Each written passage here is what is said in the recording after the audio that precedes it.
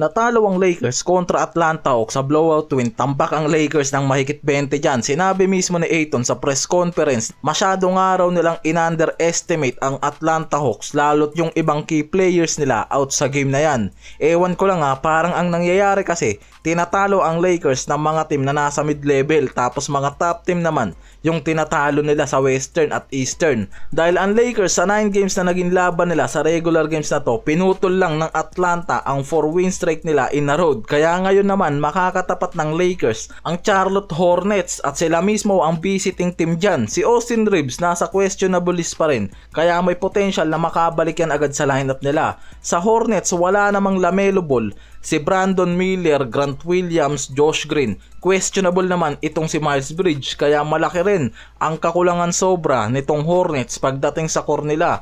Ang Lakers may potential na mabuo ang core mula kay Reeves at Luka. Solid na supporting cast at defensive core. Si Reeves kung makakapaglaro, maaasahan ulit dyan ang magandang scoring at assist numbers. May advantage sila sa statistical comparison dahil ang Lakers may average points per game na 117.8 samantalang ang Hornets nasa 119. Pero ang Lakers mas mahusay kasi sa assist at mas structured na team stats ngayon ang nangyayari sa mga yan. Ang Hornets may problema sa consistency ng laro at madalas nauhuli sila lalo na sa home games. Yan yung problema ng mga yan sa mga nagdaang laban nila. May problema sila kahit na nasa home court pa sila mismo. Sa preview sinasabi na ang Lakers may age dahil sa kakayahan nilang mapakinabangan ang kahinaan ng Charlotte Hornets pagdating sa depensa at magdomina sila sa scoring at efficiency mula sa field at threes, lalo na kung makukuha agad nga raw ng Lakers ang momentum sa early games pa lang dahil nakikita na ang Lakers kapag nasa tamang kondisyon may kakayahan yung mga core nito na makuha ang tamang rhythm at magdomina sa laro. Sa reports, ang Lakers ay reading sa winning streak sa ilang pagkakataon. Natalo lang talaga sila dito sa Hawks.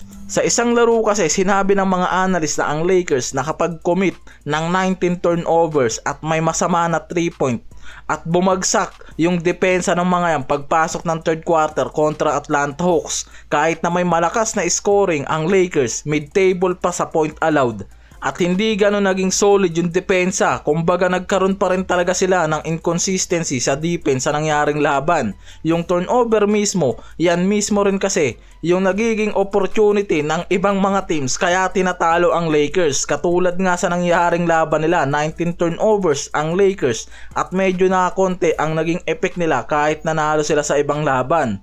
Ang Hornets naman sobrang hina din sa depensa. Nag-a-average yung mga yan ng 121 points per game habang ang Lakers may 117.8 kaya mataas pa rin ang advantage ng Lakers sa laban na to. Lalo na kung hindi magagawang pigilan ng Hornets gamit yung depensa nila yung mga core ng Lakers mula kay Reeves, Luka at ibang key players tulad nila Larabia at Smart, yung iba pa na sobrang laki ng nagiging contribution pagdating sa offensive load.